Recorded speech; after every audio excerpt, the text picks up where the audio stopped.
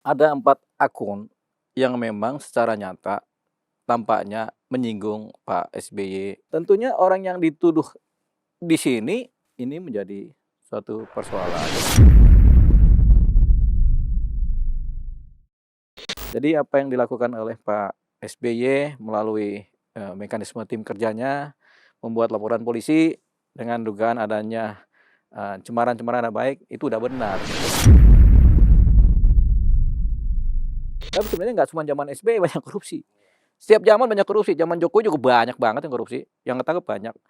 Kalau mereka bisa ungkapkan itu dan real, ya mereka bisa lolos. Politik yang menyerempet ke pelanggaran hukum jadi hukum.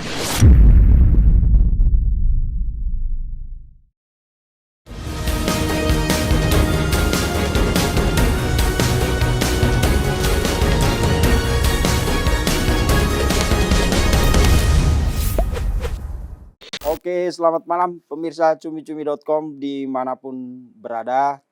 Balik lagi kita ke spesial interview. Ini tamu kita, host kita sebenarnya ini. Jadi siapa yang mau wawancara Bang? Saya wawancara Bang Vincent kan. Kita ngobrol aja kali Oh, ngobrol aja. hari ini jadi judulnya tanya jawab ya. Tanya jawab ya. Enggak enak saya nanya host nanya host nih, Oh, jeruk iya. makan jeruk ya Bang. Iya, Bang Deo hampir 2 bulan nggak kesini ya Bang ya? Enggak, 1 bulan doang. 1 bulan. 1 bulan. Melanglang Buana, Jawa Timur, Jawa Barat, Iya. Jawa Tengah. Jawa Tengah. Gila. Soalnya naik mobil doang kan. Oh. Set gitu kan. Jadi Ke banyak kota. Australia, ke New Zealand. Enggak pernah. Oke. Dengar-dengar kemarin di Amerika pas Enggak penangkapan juga. Presiden Maduro. Enggak. Di Enggak ya? Tulungagung. Tulungagung. Di Surabaya. Bang Deo ini lucu sebenarnya. Kalau lihat dari jauh kayak pendiam, nggak banyak ngomong. Pas sudah ketemu ngobrol tuh enak orangnya. Ada aja ceritanya.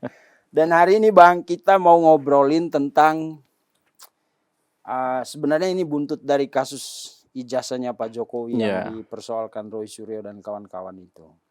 Melebarlah kemana-mana, berawal dari mungkin apa pancingan atau memang Pak Jokowi melihat itu kan katanya ada orang besar. Lalu di inilah sama YouTuber, influencer, dan itu ada yang katanya mengarah langsung ke nama Pak SBY, mantan presiden. Menyebut namanya SBY. Menyebut nama Pak SBY.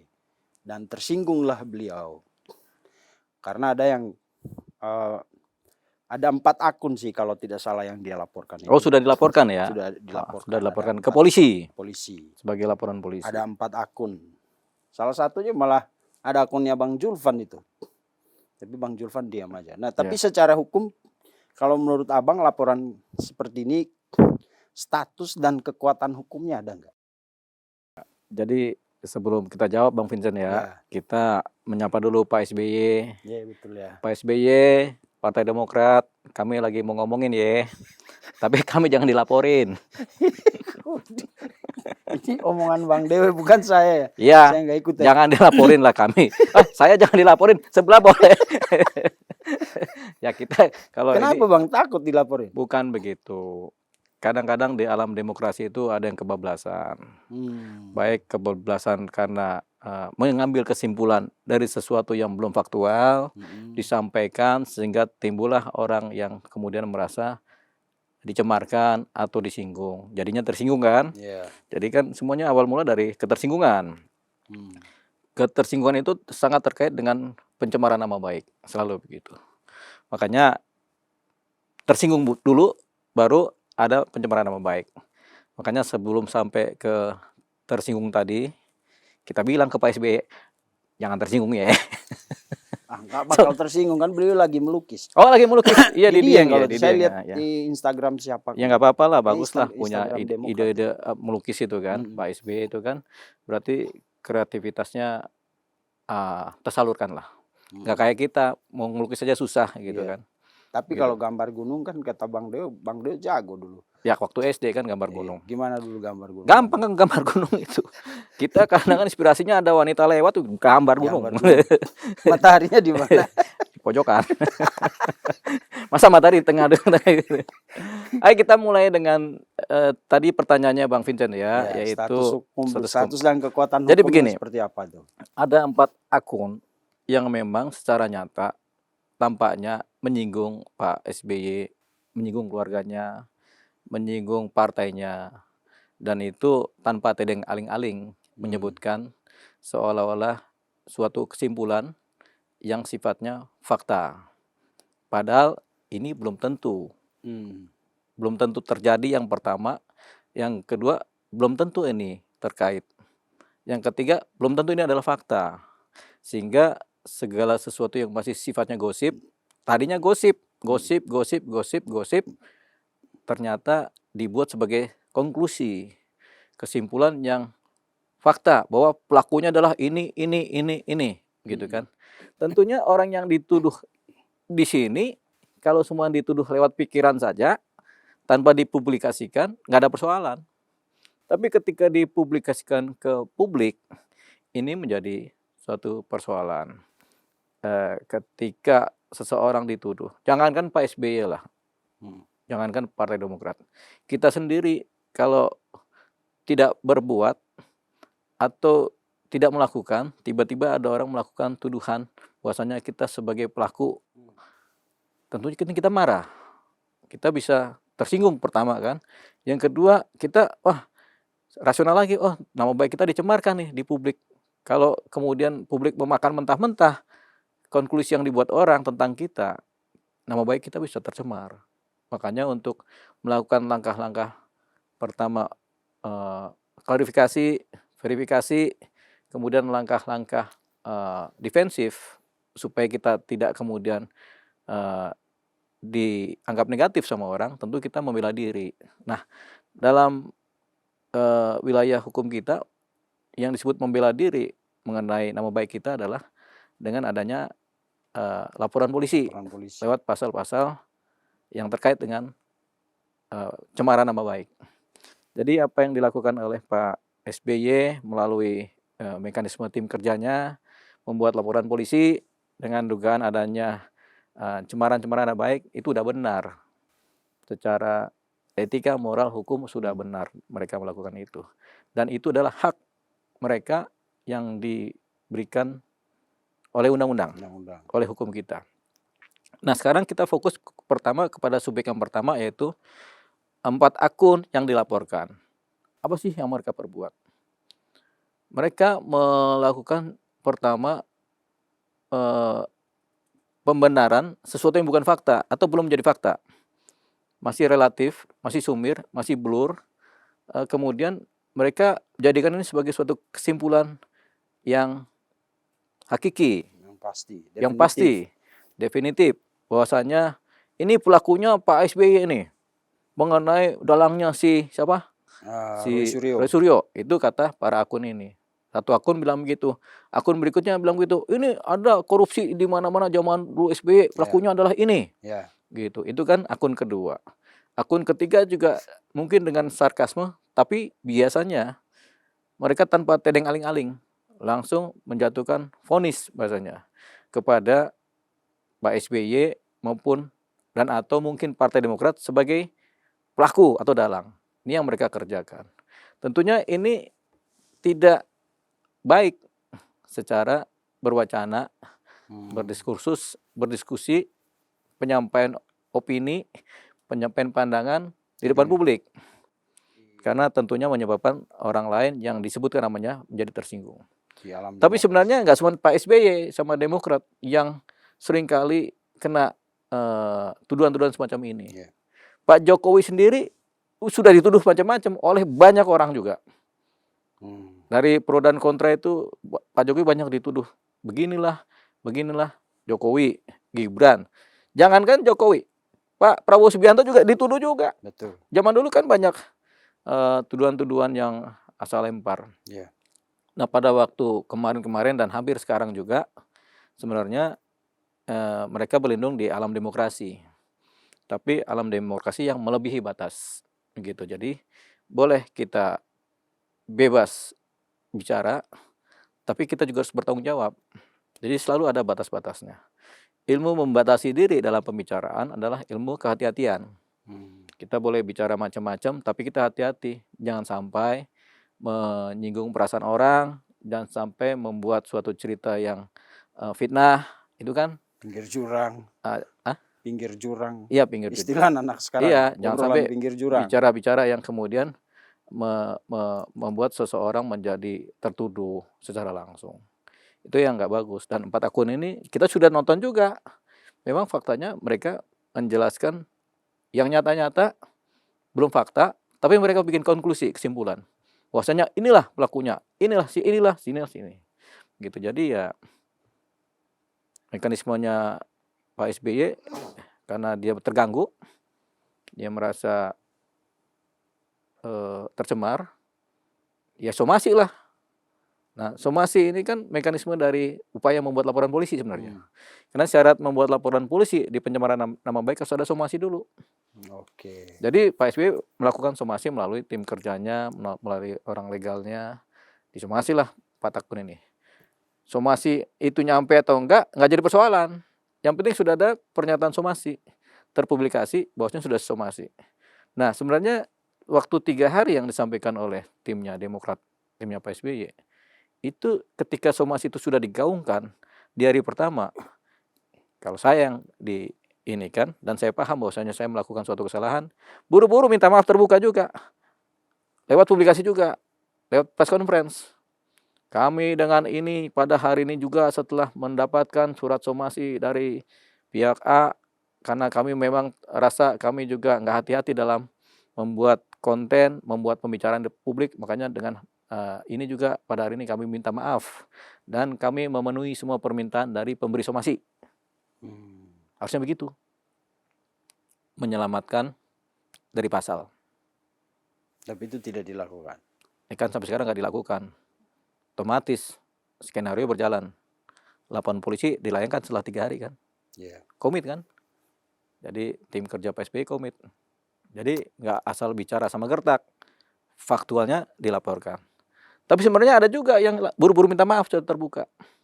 Jadi nggak semua akun dilaporkan. Ada 1 akun yang kemudian tidak dilaporkan karena buru-buru minta maaf.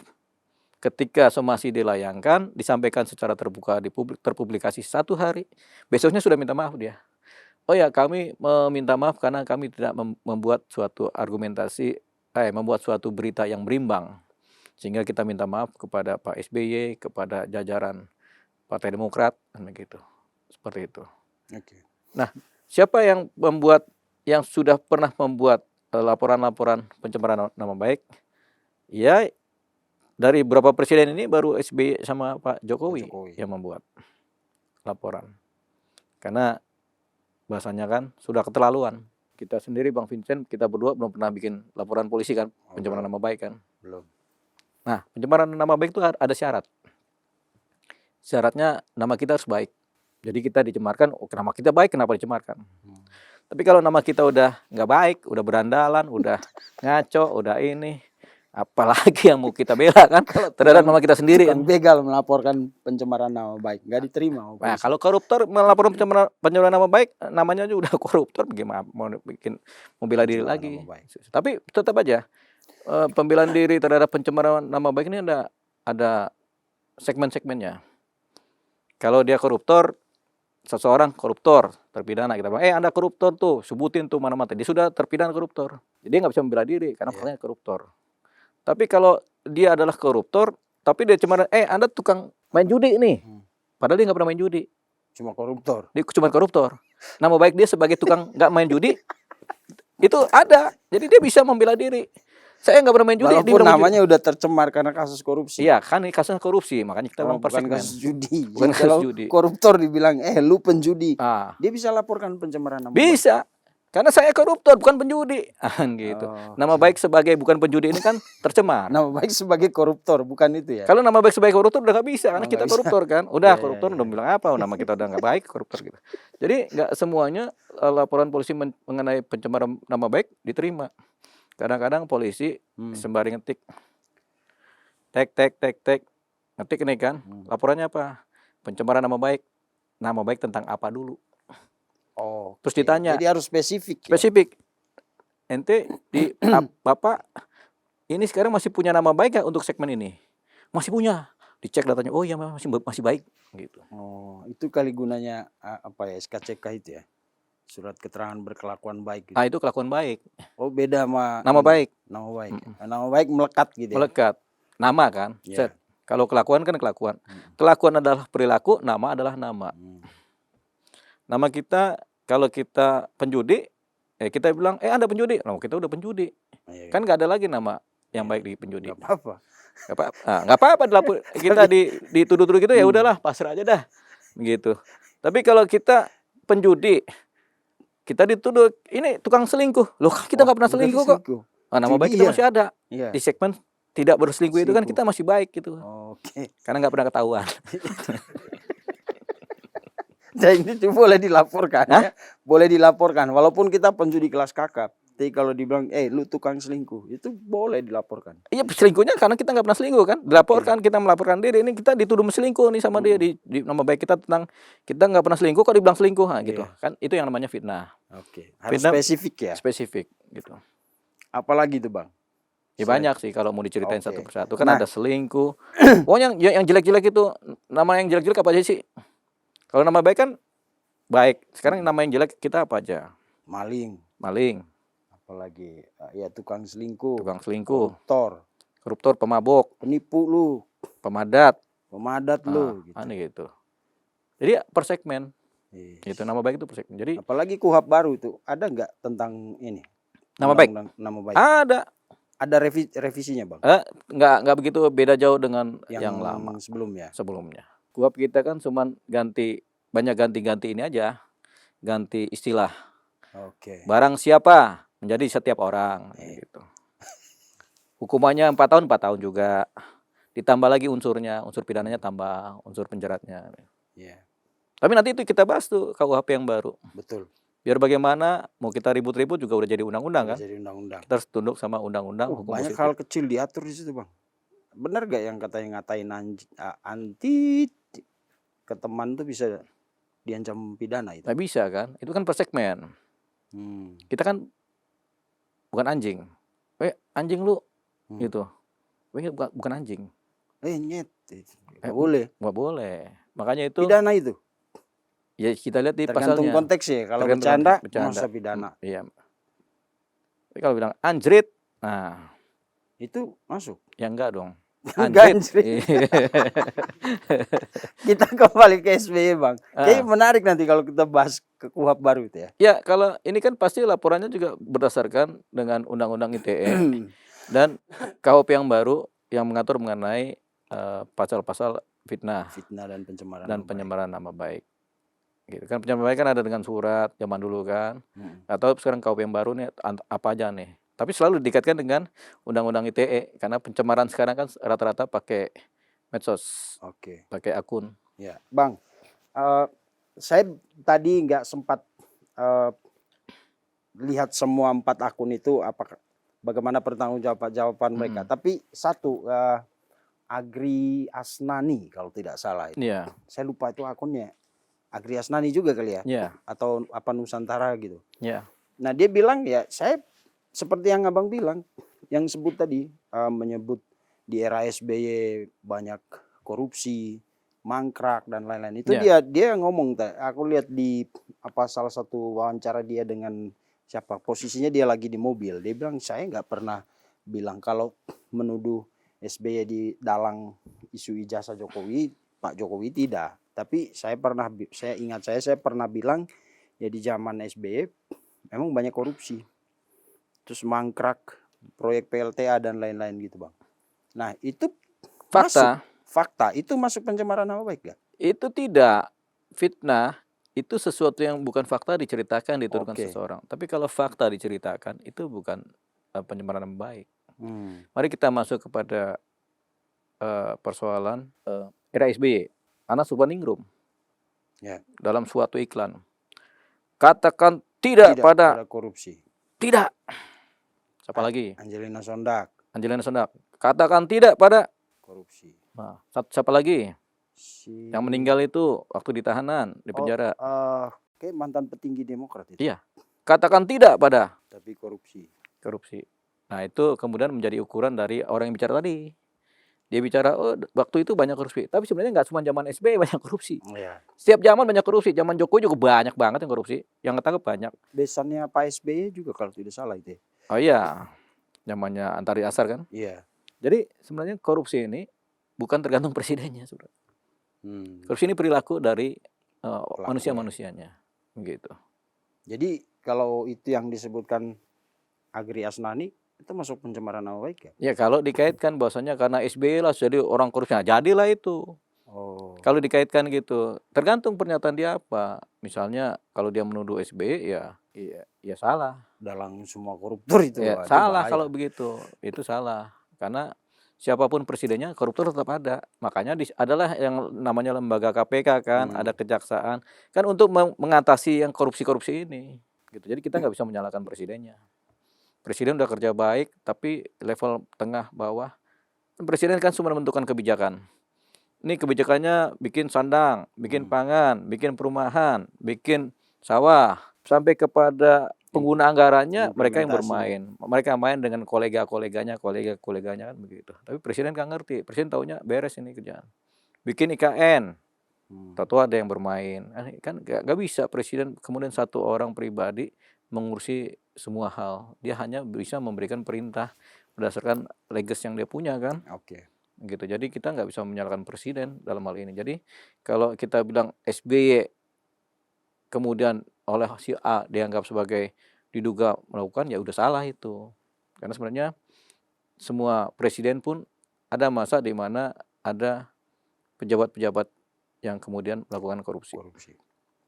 Lalu orang bilang ini kan analisis politik Bang yang mereka ngomong. Karena isunya kan isu politik. Soal sebenarnya berawal dari siapa di balik Roy Suryo dan kawan-kawan itu kan.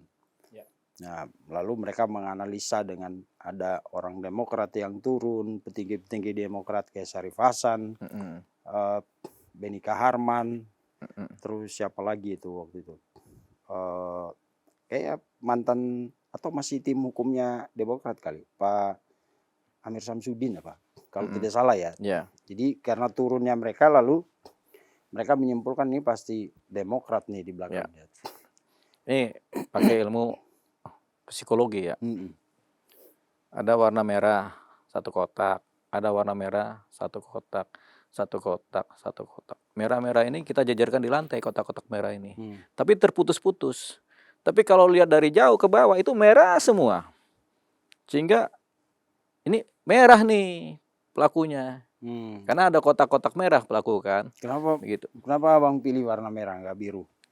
Ya kita mirip warna kuning deh. Kuning, kotak. Tapi di antara kuning ini dan kuning ada ruang kosong. Ada celah. Yang nggak kelihatan. Yang kalau dari jauh nggak kelihatan, tentunya warnanya kuning semua, begitu. Atau warna ungu, atau warna biru, begitu. Kotak. Tapi kan ada celah kosong. Nah, rata-rata manusia kemudian individu persona kemudian melihat ini sebagai wah ini warnanya kuning semua nih. Berarti pelakunya kuning nih. Generalisir gitu ya. Ya, digeneralisir. Karena faktornya adalah teori proximity, kedekatan. Dekat, similarity kan, similar. Hasilnya ini pasti dalangnya ini nih. Itu boleh kita berpikiran seperti itu, tapi cuma ada di pikiran.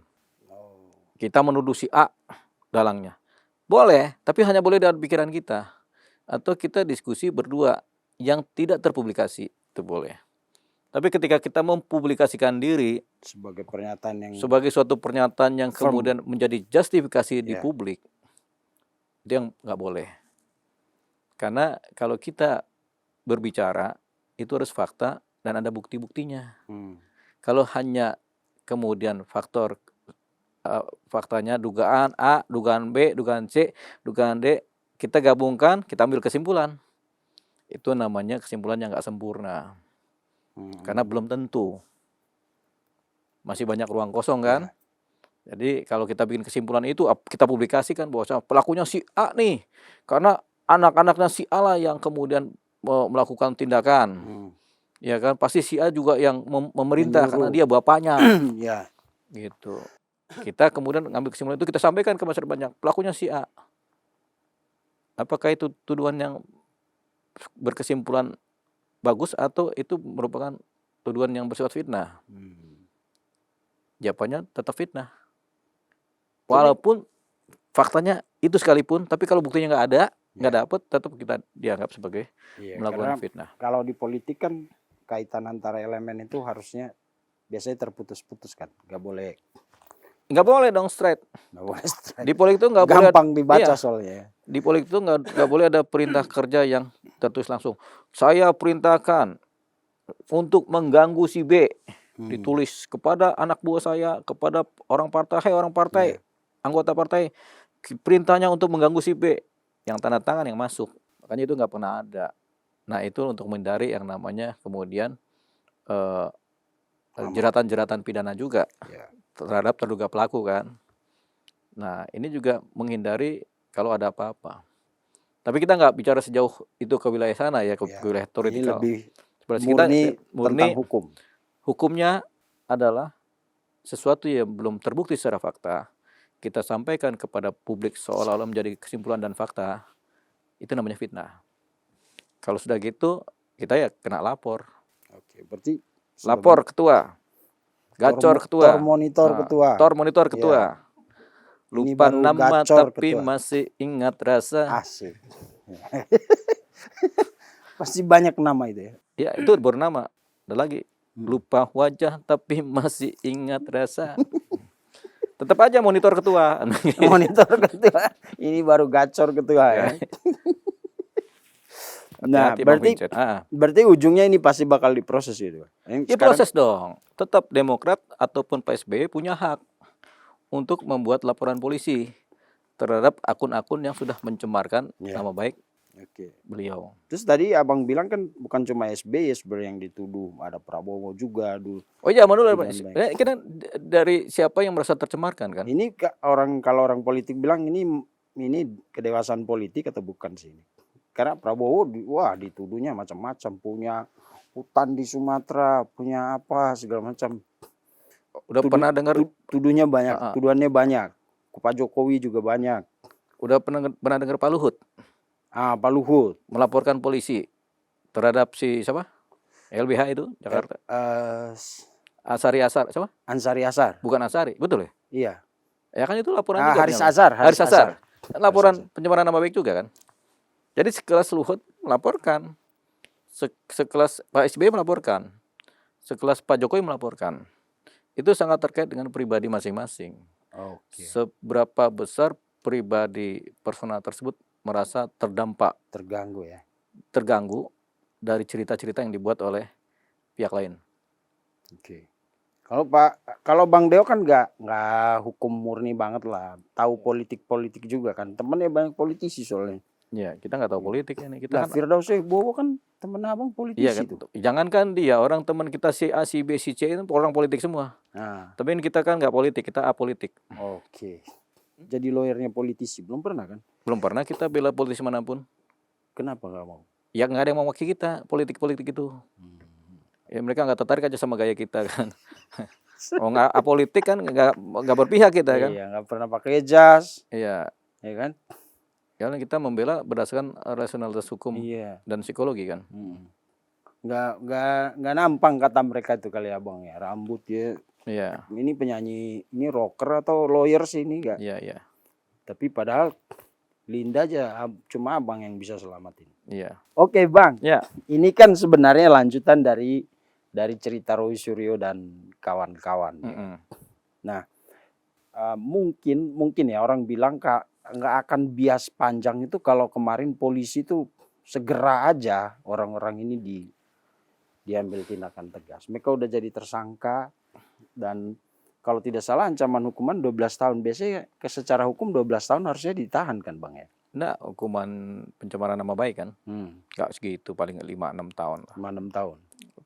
Tapi kata si Rismon 12 tahun ancamannya. Apa karena pasalnya berlapis? Berlapis kali. Pasalnya berlapis. Mungkin dia yang lebih tahu kan, dia yang lebih ketakutan kan, jadi pelajarin tuh pasal sampai dalam 12 tahun kan begitu.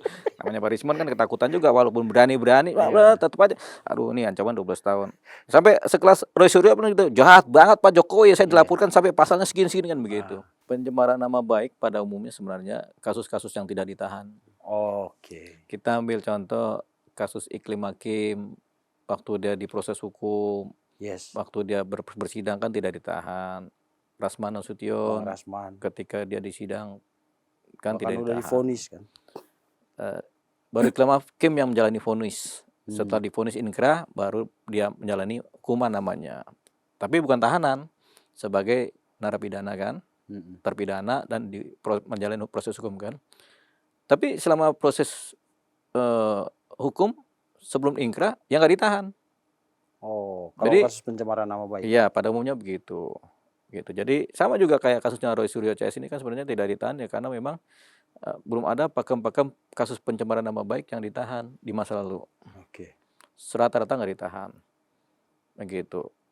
Makanya ya polisi selalu mengikuti pola-pola yang sudah ada. Penyidik itu di masa lalu banyak kasus pencemaran nama baik dan memang jarang ada yang ditahan tuh karena mencemarkan nama baik seseorang. Gitu. Apalagi kalau KUHP murni kan, hukumannya cuma 2 tahun, 1 tahun, begitu kan, ancaman hukumannya kan. Jadi akan terjadi hal yang sama juga dengan laporan Pak SBY itu ya. Kalaupun ada tersangka dan lain-lain. Oh iya, tetap nggak ditahan, nanti sampai sidang nggak ditahan, sampai pembuktian kan. Gitu. Teman ketika proses pembuktian, si pelaku ini kan juga harus membuktikan juga apa perkataan dia, mana bukti-bukti dasar perkataan dia. Kalau mereka punya, misalnya ternyata mereka punya nih bukti-bukti. Iya, saya berani nyebut ini karena ini faktanya. Ada bukti-bukti ini, nah, mereka sebutkan. Tapi kalau mereka nggak bisa sebutkan, terjadilah pasalnya itu kan, melekat sebagai unsur pidana kan. Oke. Gitu. Jadi tergantung sekali sama si pihak terlapor sekarang. Apa yang menjadi dasar mereka kemudian menyatakan suatu kesimpulan terhadap sesuatu yang sebenarnya belum menjadi fakta. Ataupun kalau udah fakta yang belum terungkap. Kalau mereka bisa ungkapkan itu dan real, ya mereka bisa lolos. Tapi kalau nggak bisa mereka ungkapkan fakta-fakta, data-data, bukti-bukti, masuk barang itu. Iya, persiapan dong. Kan mereka berani berbuat, berani bertanggung jawab. Oke. Tapi orang bilang kalau yang berperkara itu politisi atau tokoh besar, biasanya unsur politiknya besar, unsur politiknya kuat, dan di hukum itu nanti akan sangat elastis gitu, maju mundur, maju mundur. Kalau menurut Abang sebagai praktisi hukum gimana? Soal kadang-kadang hukum kita itu akhirnya orang bilang dipolitisasi atau ada apa campur tangan politik dan lain-lain. Enggak, semua hukum ya hukum, politik ya politik. Kalau zaman-zaman dulu, zaman masa-masa Orde Baru, masa-masa Orde Lama, politik sama hukum campur baur. Karena pemisahan tegas secara undang-undang belum ada. Polisi sama tentara aja jadi satu, bekawan di satu undang-undang. Ya akhirnya kan jadi nggak jelas semuanya kan. Jadi politik sama hukum bercampur. Kalau zaman sekarang ya politik, hukum-hukum. Politik yang menyerempet ke pelanggaran hukum jadi hukum. Oke. Tapi siapapun yang baik pelaku atau terduga pelaku atau maupun yang merasa korban itu ya Bang. Tapi memang di zaman sekarang hal-hal seperti itu melalui sosial media dan lain-lain. Coba kasih pencerahan Bang. Kan netizen kita itu banyak influencer, banyak YouTuber juga. Apa namanya? Pagarnya, koridornya supaya mereka itu jangan sampai mengalami hal yang sekarang dialami oleh 4 akun. Offside gitu. Supaya nggak offside, sebelum kita bicara, kita punya landasan bukti-bukti dulu. Dasar-dasar bukti yang akurasinya 100%. Jadi kita bicara, oh faktanya ini. Gitu. Jadi kita pegang dulu bukti-buktinya, baru kita bicara. Jadi ketika kita kemudian menyampaikan suatu cerita di depan publik, itu bukan cerita gosip, bukan cerita pikiran-pikiran kita yang belum tentu kebenarannya. Tapi kita bicara tentang fakta-fakta yang kita sudah pegang bukti-buktinya. Ya enak kalau sudah ada bukti kita bicara apa aja enak. Ketika kita dilaporkan, ini buktinya memang begini, gitu. Dan sekali lagi kita ingatkan bahwasanya kasus persoalan pencemaran nama baik itu sebenarnya nggak global, nggak komprehensif. Mereka itu per segmen. Oh, lebih spesifik dia. Iya, selalu per segmen. Kita penjudi, tapi bukan pemabuk. Kita dituduh menjudi, ya sudah kita penjudi mau bilang apa. Tapi kalau nggak ada bukti kita penjudi kan kita bisa laporkan. Oke. Nama kita sebagai penjudi kan sudah melekat. Tidak baik lagi kan kita. Tapi kalau kita penjudi, kita dikasih tahu kita ini pemabuk. Ada orang bilang, oh si ini pemabuk, padahal kita penjudi. Ya kan? Kita tidak pemabuk. Segmen kita bukan pemabuk inilah harus dibela. Misalnya kita di Olipa ini penjudi semua pemabuk. Kita semua penjudi, bukan pemabuk.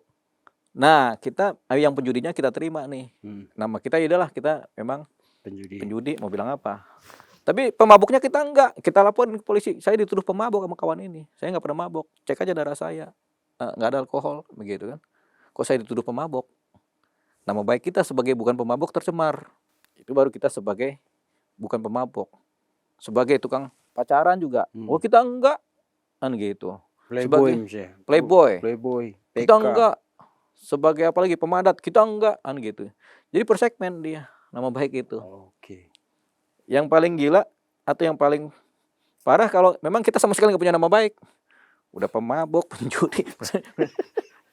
Banyak kan pemadat sampai itu kan. Terus kalau ada orang ngomong kita jelek-jelek, ya udahlah kita pasrah aja lah emang kita begitu. Gitu. Ngapain lagi kita buat laporan polisi kan? Capek-capek amat gitu. Ya jadi apa yang sudah menjadi fakta ya kita terima juga lah. Kalau kita memang begitu dicap sama orang begitu udah ya kita terima faktanya begitu. Makanya segala sesuatu pembicaraan itu harus berdasarkan fakta-fakta, bukti-bukti yang ada. Supaya nanti orang tidak mudah menyerang kita karena dianggap menyerang kehormatan orang lain. Oke, siap. Saya kira itu closingnya. Saya tidak perlu closing. Terima kasih Bang Deo. Sama-sama. Sampai jumpa di episode selanjutnya.